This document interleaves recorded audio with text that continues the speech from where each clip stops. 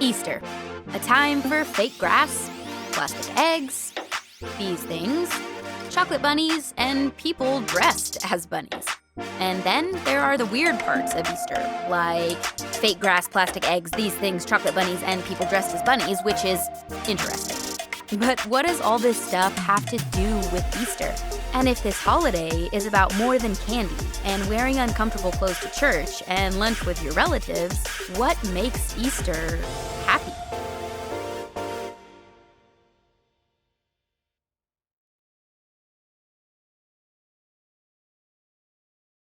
Well, hey everybody, welcome back to week 2 of our series Happy Easter. We're glad that you decided to join us again here on Wednesday night. Isn't it funny how quickly things can change? Like in your life, haven't you ever experienced something that happened so rapidly or a change that came so quickly, it completely reshaped the way that you saw yourself or the world around you? Like maybe this happened when all of a sudden you were hanging out with a friend and your voice sounded all like this up here. And then all of a sudden it was as deep as it could possibly be all the way down here and you're just like, whoa, where the heck did that come from? Puberty sometimes happens pretty quickly. Or maybe there was a change in your life that happened all of a sudden when you became an upperclassman or a senior, or even when you went from the 8th grade to the 9th grade. All of a sudden you saw the world, you saw the things around you differently because your perspective changed, because you were older or wiser. Or maybe all of a sudden you're at the bottom of the totem pole again after years of working your way up. You see, it's very true that in our life, change comes very quickly. And when change happens, it leaves us with a choice. I can recall a time when we were in 8th grade. I was with a couple of friends and somebody who is now my wife. And we were going whitewater rafting, and we were as arrogant and as cocky as can be, as you often are in middle school. And we were going on one of the most deadly whitewater rapids in the entire east coast of the United States. And I remember in 8th grade, we weren't that big, we weren't that strong yet, but we were trying to be really cool for one another, so we weren't taking it that seriously. We were like complaining because we had to wear a helmet and because we had to wear these life vests. And we just thought this is gonna be no big deal. And so we were rafting along and our guide was trying to tell us, you have to be really careful. There's a big one coming up, there's a big rapid coming up, there's a big rapid coming up. And for most of the time, we'd been joking about it and teasing each other and just taking it as nothing more than just fun and games. And then all of a sudden, I can remember this moment when we turned this corner and there it was. You could hear off in the distance the bubbling of the white water. You could hear the silent roar of the rapids taunting us to go down it. And when we turned that corner, we saw what seemed to be the biggest drop-off in the history of all water rivers in the entire world. And I remember for a moment, things changed very quickly. Things went from fun and games to we better take this thing really serious because that is the most terrifying thing I have ever seen. And what happened the moment we started going into the white water, the moment we started going down, all of us followed the raft immediately. Things changed very quickly. We went from the comfort of our raft with our jokes and our friends to all of a sudden being surrounded by white water and by rocks and trying to get pulled back up into the raft. And it seems to be that in our life, sudden change leads to sudden choices. Sudden change in your life, whether it was moving on from a different grade, entering into puberty, or maybe just taking something too lightly like me with the whitewater rafting. When things suddenly change, it leaves us with a sudden choice of how am I going to respond to this situation? And nobody experienced sudden change more than the hero of the story of Easter, the man named Jesus. You see, Jesus was a man who lived for 30 years, and at 33, he started doing his ministry. He started going around and talking about God and talking and teaching and living out some of the stories that we know today because of the Bible. And there was one particular instance where Jesus enters into a town and people throw the biggest party for him. Jesus had been doing some really cool things in their city, some really cool things in their life. And when Jesus enters into the city, people are ecstatic that he's there. They start laying down palm branches for him to walk on. They even give him a donkey to ride into town on. People are cheering like, Jesus, Jesus. Like they are pumped that Jesus is in their city. And less than 5 days later, the same crowd that would be treating Jesus like a celebrity started treating him like a criminal. The same crowd that cheered when Jesus entered the city, 5 days later was cheering for his death. You see, Jesus experienced sudden change in his life. And as a result of that sudden change, he experienced sudden choices. Choices that he had to make that would impact not just his life and not just his friend's life, but the lives of you and I 2,000 years later. And in a moment, Jesus makes the choice that separates him and separates his story from all other stories that have ever gone before him. And sudden change is something that you can probably relate to due to the season that we're in. See, sudden change isn't always lighthearted. Sudden change isn't always something that happens at the end of a joke or a punchline.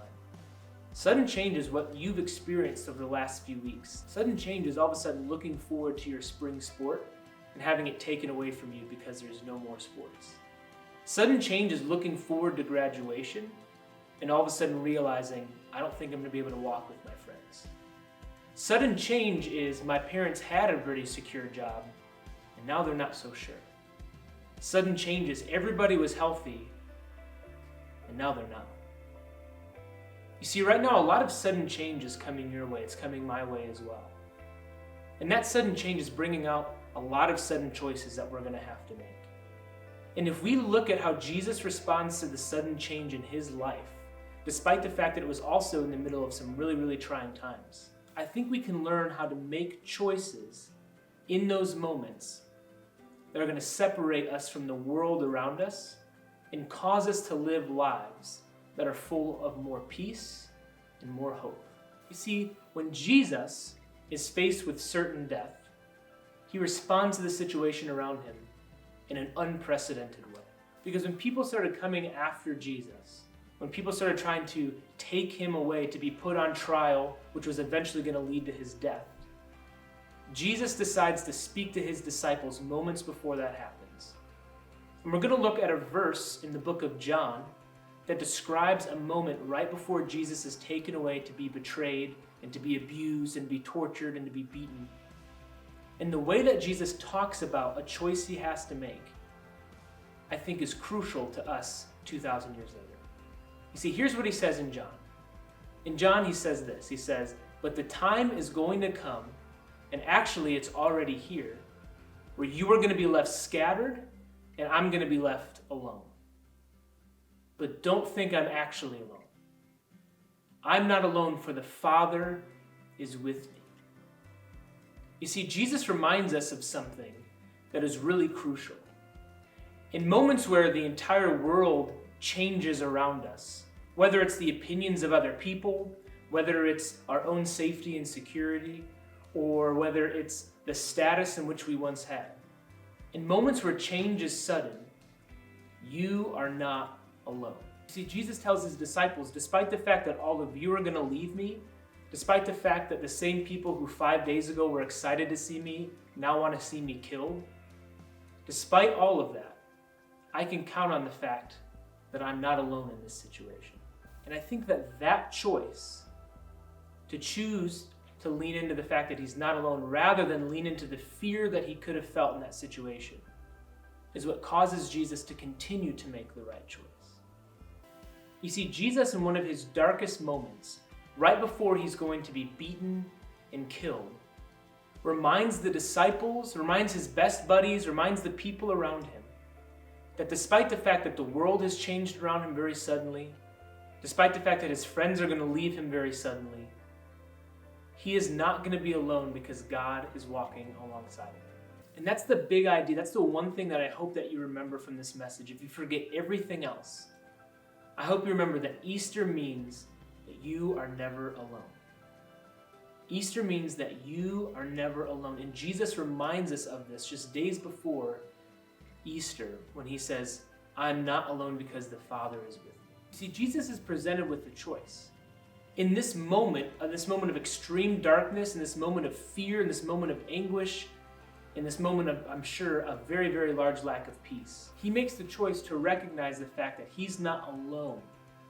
And he doesn't have to fear the circumstances around him, that it doesn't matter that the world is changing, that it doesn't matter that his friends are leaving him, that he gets to count on the fact that as unreliable as the world around him is, he is not alone. because he has a reliable God that is walking alongside of him through all of those situations. You see, John records that the second part of Jesus' message that night is where he says in this verse, "But yet I've told you these things so that you can have peace in me. In this world you're going to experience many trials and lots of sorrow, but take heart because I have showed up to overcome the world." You see, Jesus in this moment reminds his disciples not only is he not alone, that Jesus is making the decisions to allow himself to be captured, betrayed, tortured, and eventually killed. Jesus is making those decisions so that his friends, his disciples, could have peace, so that you and I could have peace. Because in what Jesus does, in his death on the cross and his eventual resurrection on Easter Sunday, is Jesus overcomes the world. You see, because at that point, what the world was offering to Jesus and his disciples was betrayal and anger and unfair judgment and death. And right now, the world is offering us, I would say, pretty similar things. The world around you right now is offering lots of fear. The world around you right now is offering lots of anger, lots of uncertainty. The world around you is not offering a lot of answers. And I don't know what that looked like for you, but I know in my own life, the things that I trusted in, the things that I relied on, the things that I felt secure in, were taken from me very suddenly. And Jesus says, in the world, you're going to experience that stuff. You see, Jesus never guarantees that following him is going to be easy. What he says is, when you experience sorrow and when you experience trials, you can count on me because I did all of this so that you could have peace, so that you could know beyond a shadow of a doubt that you are not alone in these circumstances. You see, Jesus, in a moment of sudden change, makes a sudden choice. And we always give you one big idea, one thing we want you to remember, and one thing we want you to do. And I want us to look at the choice that Jesus makes as the thing that I would like you to do throughout this week. Because Jesus, in a moment where he could have chosen fear, chose care. Jesus chose care over fear. And right now, middle school and high school students, there's a lot of people who are experiencing a lot of fear. And in your life this week, whether it's in your family, whether it's in your friend group, or whether it's with people that you're not even sure that you know yet, how can you choose care over fear? You see, Jesus doesn't allow his fear of what's to come to allow him or not allow him to make a good decision in that moment. Jesus doesn't allow his fear to cripple him from showing love to the people around him. Jesus chooses to remind his disciples that they're not alone and that they can experience peace. Jesus chooses to care for the people around him rather than allow fear to control him. So in your life this week, how can you show care instead of fear? And remember that Easter means you are not alone. We hope to see you back here next week for week 3 of Happy Easter. Hey guys, thanks so much for joining us for week 2 of our Happy Easter series. Don't forget to check out our social media pages. We have Instagram, Twitter, and Snapchat for all of our latest updates. Clearly, you found our YouTube channel, so go ahead and subscribe and like our page.